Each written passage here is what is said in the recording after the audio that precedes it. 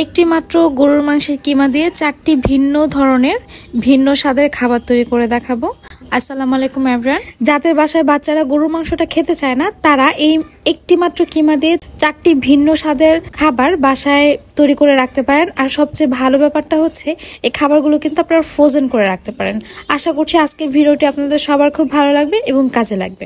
এখানে প্রায় 1.5 কেজি পরিমাণ গরুর মাংস নিয়েছি, চর্বি এবং হাড় ছাড়া ছোট ছোট করে কেটে নিয়েছি। মশলার মধ্যে এখানে অ্যাড করব 2 টেবিল চামচ পরিমাণ আদা রসুন বাটা, 1.5 টেবিল চামচ পরিমাণ মরিচ গুঁড়ো, 1.5 টেবিল চামচ পরিমাণ ধনিয়া গুঁড়ো, 1 টেবিল চামচ পরিমাণ জিরা গুঁড়ো এবং পরিমাণ মতো লবণ। এই মশলাগুলোকে এখন এই গরুর মাংসের মধ্যে আমি দিয়ে দিচ্ছি। তার সাথে অ্যাড করছি 1.5 চা চামচ পরিমাণ সাদা গোলমরিচ গুঁড়ো এবং ভরে ভরে 1.5 চা চামচ পরিমাণ গরম মশলা গুঁড়ো।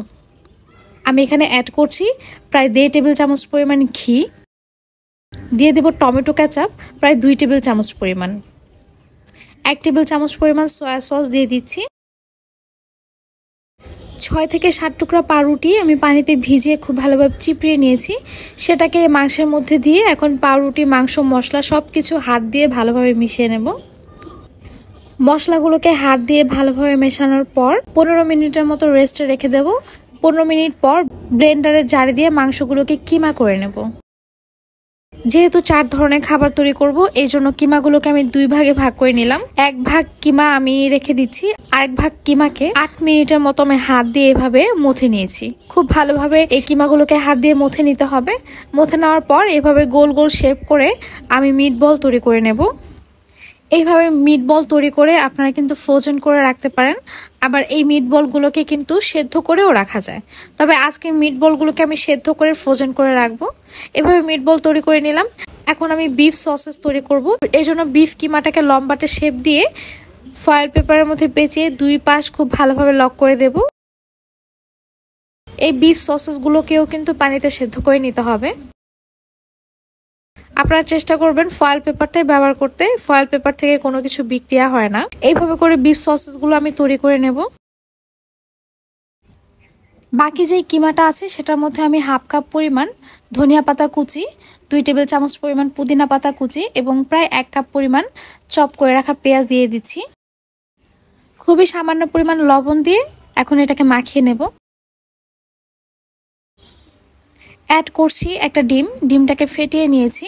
তার সাথে দিয়ে দেব 2 টেবিল চামচ পরিমাণ হবে বিস্কিটের গুঁড়া। খুব ভালোভাবে মিশিয়ে নেব এই মিশ্রণগুলো। মেশানো হয়ে গেলে এভাবে একটা পরিষ্কার কলম নিতে হবে অবশ্যই। কলমের মধ্যে এভাবে দিয়ে আমি শিক কাবাব তৈরি করে নেব। এই শিক কাবাবগুলো তৈরি করে আমি কিন্তু ফ্রোজেন করে রাখবো। আর খুব শীঘ্রই এই শিক কাবাব দিয়ে খুব মজাদার একটা রেসিপি আপনাদের সাথে শেয়ার করব। আপনারা যে কোনো মোটা কাঠি এই শিক কাবাব তৈরি করার জন্য ব্যবহার করতে পারেন, তবে যেহেতু আমার হাতের কাছে মোটা কাঠি ছিল না, এই জন্য কলম ব্যবহার করেছি। আর শিক কাবাবের এই কিমাটা দিয়েই কিন্তু আমি বিফ প্যাটি তৈরি করে নিয়েছি, যেটা দিয়ে বার্গার অথবা জালি কাবাব অনায়াসে তৈরি করা যাবে। শিক কাবাব এবং বিফ প্যাটিগুলোকে আমি এমনিতেই ফ্রোজেন করে রাখবো, একটা ট্রের মধ্যে রাখবো। তারপর যখন এটা বরফ ঠান্ডা হয়ে যাবে তখন এটাকে একটা বক্সে করে আমি ডিপ ফ্রিজে সংরক্ষণ করব। আর যে মিট বল আর বিফ সসেসটা আছে সেটাকে আমি সেদ্ধ করে নেব। এজন্য পানিটা ফুটিয়ে নিয়েছি। সেই পানির মধ্যে বিফ সসেস এবং মিট বলগুলো দিয়ে 15 মিনিট সেদ্ধ করে নেব। 15 মিনিট পর বিফ সসেস এবং মিট বলগুলোকে আমি পানি থেকে তুলে ফেলবো।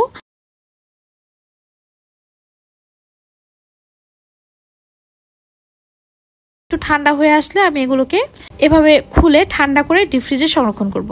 আমি একটা বিফ সসেস আপনাদেরকে কেটে ভেজে দেখাচ্ছি। দেখতে পাচ্ছেন ভেতরটা কতটা পারফেক্ট হয়েছে। এখন এগুলোকে ভেজে দেখাচ্ছি। এভাবে এগুলো ভেজে বাচ্চাদের দিলে তারা কিন্তু বেশ মজা করে খাবে। এটা কিন্তু খুবই মজা হয়। তাছাড়া এই বিফ সসেস এবং মিট বলগুলো দিয়ে কিন্তু স্যান্ডউইচ, মিট বক্স যে কোনো কিছু তৈরি করতে পারেন। আশা করছি আজকের ভিডিওটি আপনাদের সবার খুব ভালো লেগেছে। ভালো লেগে থাকলে অবশ্যই চ্যানেলটি সাবস্ক্রাইব করে যাবেন এবং যারা ফেসবুক থেকে দেখছেন পেজটি ফলো করে আমার পাশে থাকবেন। আল্লাহ হাফেজ।